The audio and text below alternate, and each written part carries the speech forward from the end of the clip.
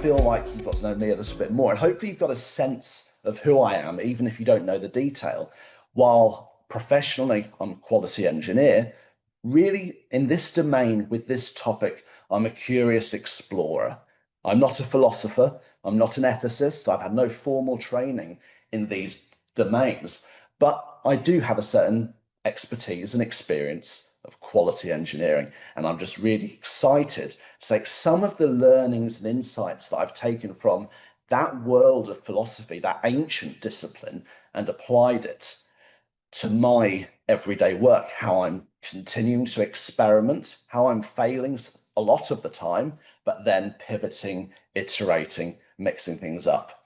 So without further ado, with this conference program, finding calm in chaos, applying testing to a changing world, I thought this is the right kind of talk for this room. I apologize for the pixelated image. It doesn't look great on my screen. It probably doesn't look any better on yours.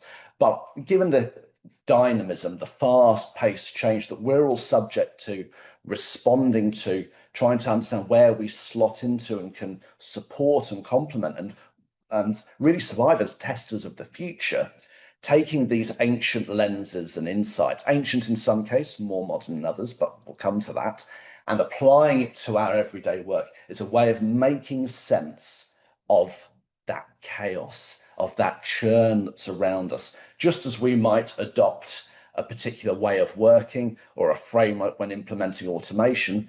These intellectual tools are frameworks for the mind and help us to direct our efforts accordingly. So that's a high-level introduction of hopefully what I'm going to be doing today, combining the ancient with the modern. But I thought I'd really focus on why I think moral philosophy is something that you as professionals, not just as human beings, but as professionals, need to consider and, if possible, incorporate into your working. And this involves a little bit of futurology.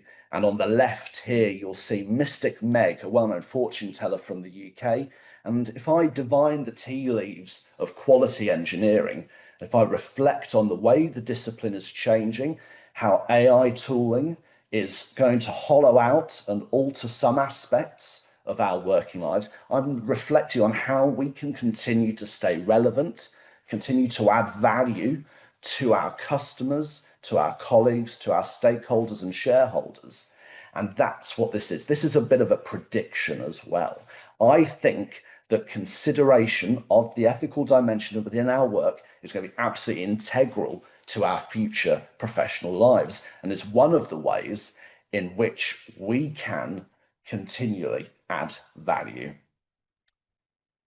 So before we then move on to more specific aspects of moral philosophy, the two reasons at a human level why I think that this is a very important topic. The first is the concept of moral hazard.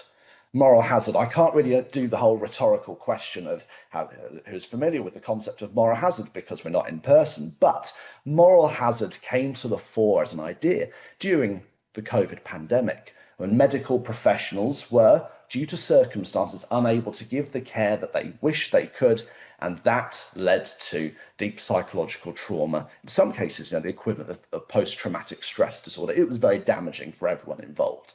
And I have a suspicion that when we continually deliver at a high pace, when we continually de-scope requirements and things that we think are integral to the quality of a product as instead nice to have, I think that does damage to us as quality engineers.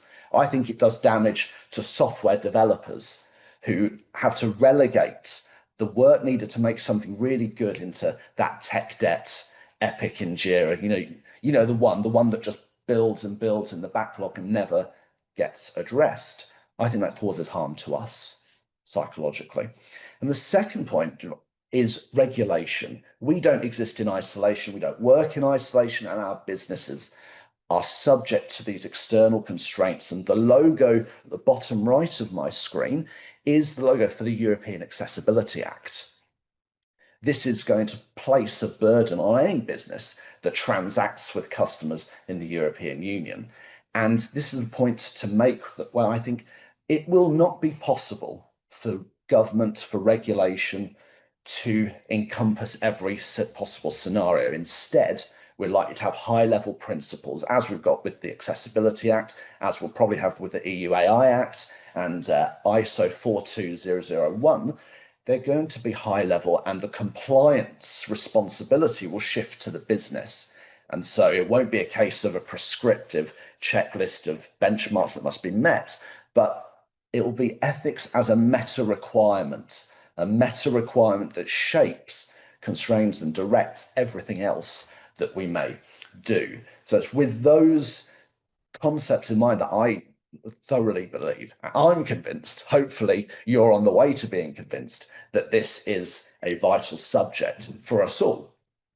And now, how this talk began, it began with an article in the FT about this guy, a chap called David Radan, and his organization Principia, which works to bring ethical and moral philosophy into organizations. I read this article probably 9 months ago now and thought, how much of this translates across to my domain? How much of it could be ported across? What needs to be tweaked and iterated on? And I thought, what's good for business is surely good for my world. So I thought I'd embed myself in that and immerse myself and in that journey of exploration. And so what we're going to see here is not just constant talking, there is action. Philosophy, these considerations start with thought but end with action. And the earliest philosophers knew that thought without action was empty. And so on the right, you can see a Venn diagram to illustrate the three moral philosophies or ethical frameworks that I'm going to introduce that are different lenses to use, that overlap, that complement, and that can be brought into your day-to-day working life. And they are, of course, utilitarian ethics, the good, what's best, Kantian ethics, the right, and then virtue ethics or Aristotelian ethics, the fitting. And I apologize again to anyone in the room who has a more developed, serious interest in philosophy, because I'm not interested in the details and nuance. I'm focused on what is valuable to me. What can I take? What can I use? What can I learn from? What can I iterate on? And utilitarian ethics is practical and flexible. This is the language of the business. This is the language of if we do X, we get Y benefit. The greatest good to the greatest number, maximizing the benefits for ideally minimal effort.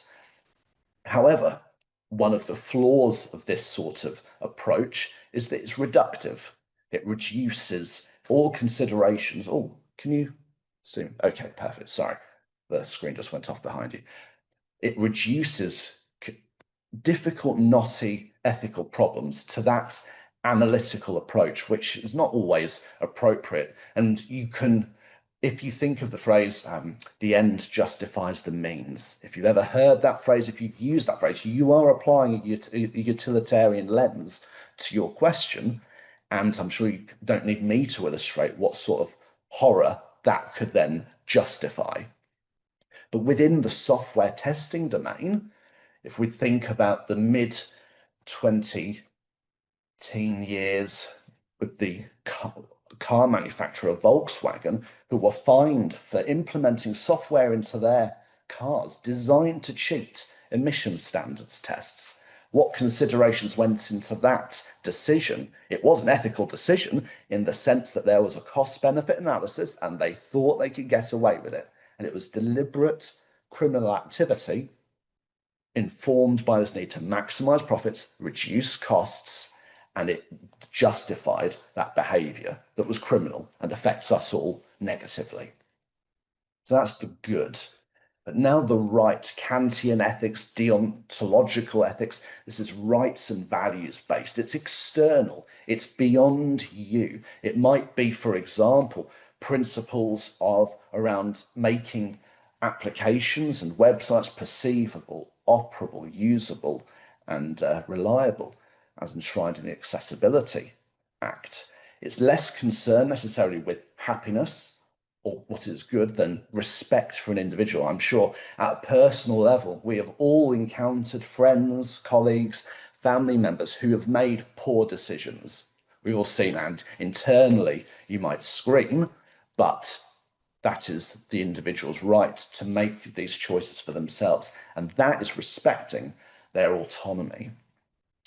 Now, I think that this as a lens, as an approach, is very supportive of a standardized approach. It's easy to inject into a business. If you think about customer rights, the right to privacy, that can be operationalized. You can develop policies around that. You can develop ways of working that very rigidly interact with this right in a structured and clear way. And finally, the third aspect here is virtue ethics, Aristotelian ethics. Aristotle gets the credit, but there were, of course, other ethicists kicking around ancient Greece who contributed to this school of thought. And this is all about you as a human, as an individual. I think that of all of these aspects, this carries the most personal risk, because this is about you as a good human, as a good tester. And you know what? I think that I'm sure online there is a handle for the Stoic tester. There's the full snack tester. What about the virtuous tester? I don't know. Perhaps there'll be an account on Twitter and LinkedIn incoming with that. But it's difficult to take beyond the individual because it's based so much on your inherent internal value judgments. But one of the things I love about this lens is that it's highly flexible and humane. It deals with grey areas in a way that the other two principles or frameworks are, I think, poorer at, weaker at. It allows for a moral remainder. A moral remainder is that leftover. It's the residue from having made the compromise, the decision that has allowed you to move forward, but that you may not feel great about. The moral remainder is that tech debt that might be left in the backlog for observations that aren't going to be addressed as part of a project. It might be the ick, that sense of having not done the best work you possibly could when something gets deployed to live or exposed to a customer. So these are the three frameworks that I've considered. There are others I could have woven in, but time, energy. These three, though, work together to provide a nice overlapping and complementary system of thought that I'm now going to bring to life with some practical takeaways. This isn't thought, this is application, this is action. And the first is this: when I'm in my organization, and I have been in mine, I've thought, how can I land change? How can I advance ideas that go beyond the functional, that go beyond the questions of whether this works at a basic level, whether it meets explicit AC, and consider questions of, is this right for our customer? Is this a good experience? Is this the best? Is it fitting considering our other obligations? And this is where you can use organizational values to your advantage. I've never heard of an organization that enshrines values such as getting applications or work out the door no matter the quality. I've never heard of any organization that doesn't want to model itself on aspirational values. And there's nothing wrong with that. The great thing about a value or a mission is that it's something you can aim towards, even if you never reach it. It's something you can direct your energies to.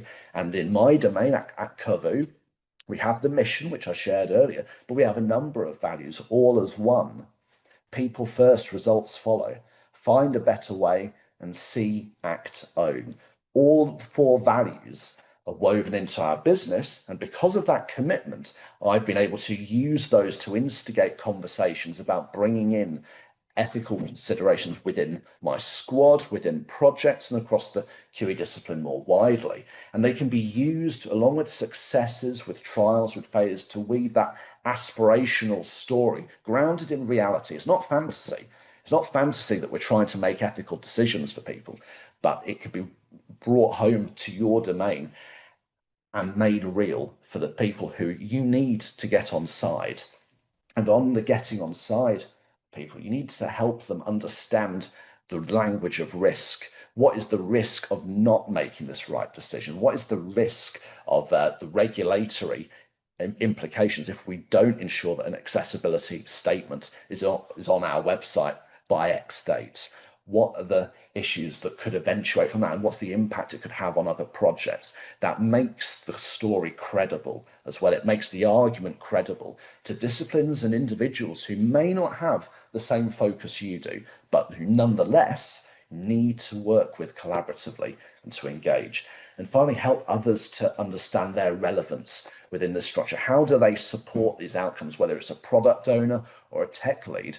They have specific contributions to make at specific times. It's no good, I think, considering or pulling out of your hat other quality attributes or considerations when a project is halfway out the door. It needs to be early, it needs to be soon, and we're going to come on to that right now with shifting the conversations left. Shift left. Oh, doesn't it just make you choke a little bit when you hear that phrase? Shift left and shift right.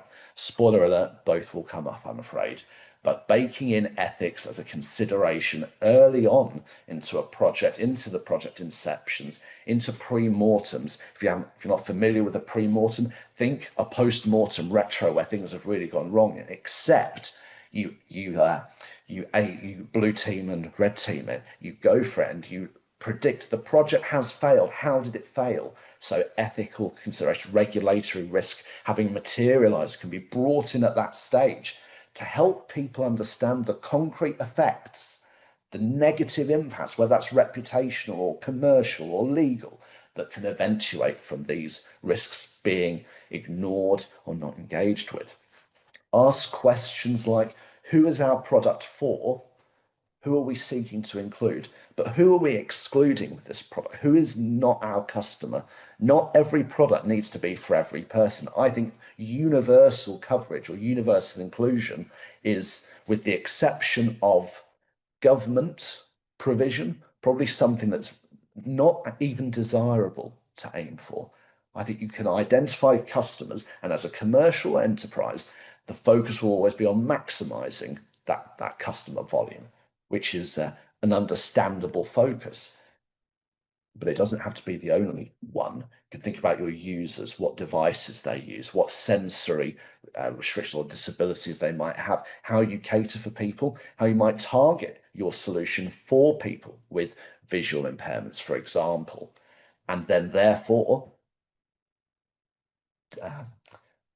weight as less important a consideration, making it accessible to other categories of user. These are the trade-offs that we can apply or make when we have an understanding of the ethical questions that we are exposed to. And then finally, what principles are we upholding? Are we upholding inclusion? Inclusion as a universal right? You could go for that, but you might find that other aspects also suffer as a result. But all of these conversations need to be had early, and ideally within a safe space, a psychologically safe space, an environment in which you can raise these without fear of being shut down, knowing that your colleagues will understand and respect your insights and your expertise and the argument, even though it's not functional necessarily, although while it might have implications on that. And if you haven't seen it already, I know that later on today, Jit will be giving a talk on psychological safety, which is a great one to get along to. And the final aspect of the takeaways here is shifting further right, building a capacity within your stakeholders and your internal customers, the ones who you've got real close, intimate access to build their ethical muscles, so that when they're specifying requirements, when they're reviewing a product in a demo, when they're performing UAT of a particular iteration of the release, then they've got an opportunity to use that lens of whether this is right for us, whether this is really a good solution, whether it is fitting for our internal customers and our external ones who we seek to support. And by doing that, they can apply that pressure from the right to help support this decision making, so that you should never feel like you're an isolated voice. It's ideal when everyone is supportive and is on the same side, but we live in the real world as well. We know that people have differing views, and that sometimes you need to shift the needle and build enough critical mass behind an initiative in order for it to be truly effective. and to foster adoption.